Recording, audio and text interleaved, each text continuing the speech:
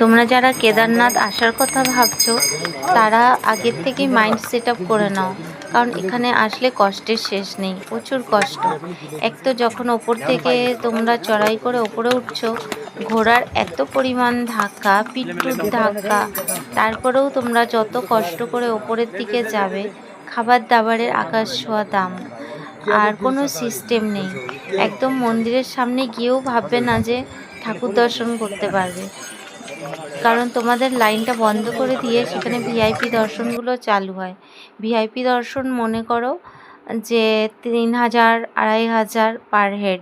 তাও তোমরা যে ভিআইপি দর্শন দিয়েও যে ঢুকে দর্শন করতে পারবে সেটাও সম্ভব না, কারণ সেখানেও তোমাদের 3-4 ঘন্টা লাইন দিতে হবে।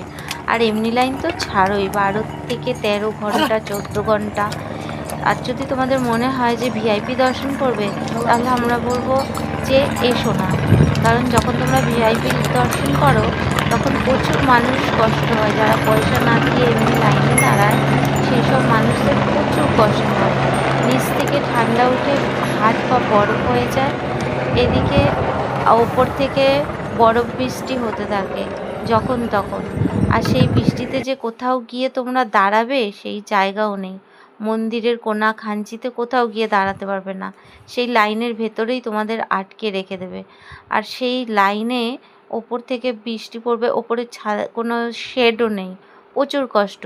আর আমি বলবো বাচ্চাদের তো নিয়েই এসো না, মোটামুটি 10-15 বছরের বাচ্চা না হলে নিয়ে এসো না।